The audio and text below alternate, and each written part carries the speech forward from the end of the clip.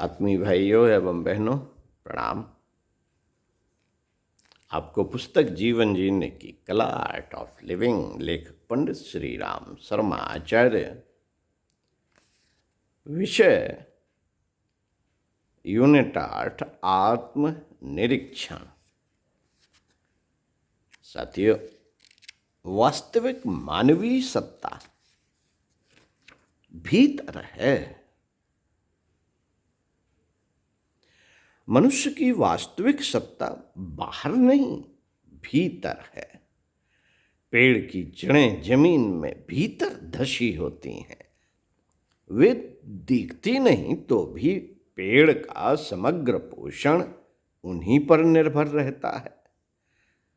वे सुदृढ़ होती हैं, गहराई तक घुसी होती हैं, पर्याप्त खाद पानी जमीन से खींच सकने में समर्थ होती हैं। जो पेड़ का बाह्य कलेवर सुविकसित होता है, फलता फूलता है,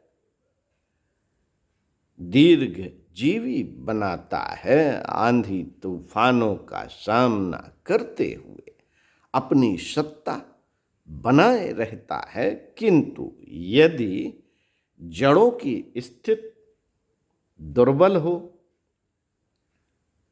वे गहराई तक प्रवेश न करें और समुचित खुराक खींचने में असमर्थ रहें, तो यह भी निश्चित है कि वृक्ष का विकास संभव न हो सकेगा। वह गई गुजरी स्थिति में रहकर अपना असमय ही दम तोड़ देगा। मनुष्य के संबंध में भी यही बात 100% लागू होती है। मित्रों, हृदय, मस्तिष्क, यकृत, गुर्दे आदि धड़ के भीतर खोखले में है। धड़ के भीतर खोखले में है। उसी गह्वर में भ्रूण बनते और परिपक्व होते हैं। यह भीतर की स्थिति जब तक बनी रहती है, तब तक कायिक स्वास्थ्य और सौंदर्य भी ठीक बना रहता है। किंतु यदि भीतर गड़बड़ी रहे तो हाथ पैर जैसे बाह्य अवयव के सहारे जीवन रथ की गाड़ी धकेलना कठिन पड़ेगा। चेहरे का सौंदर्य पिलपिला जाएगा। व्यक्तित्व की विशिष्टता का, वरिष्ठता का, उत्कृष्टता का, सुसंस्कारिता का, जहां तक संभव है वे अंगों अवयवों की सुदृढ़ता पर निर्भर नहीं।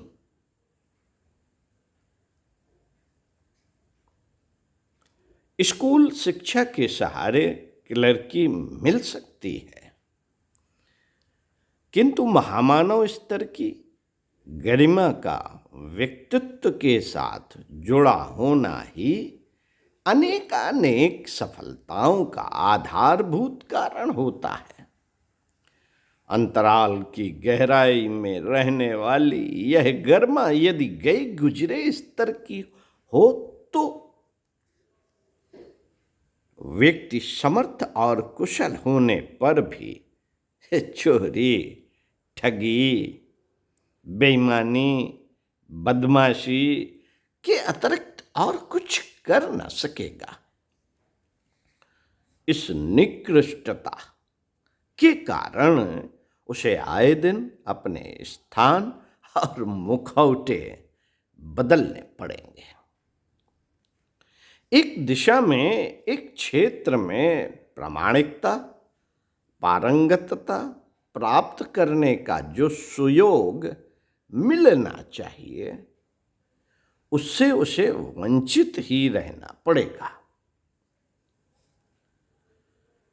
गुण कर्म स्वभाव ही मनुष्य के मूल्यांकन का एकमात्र सुनिश्चित आधार है। चिंतन मनन का विषय ओम शांति।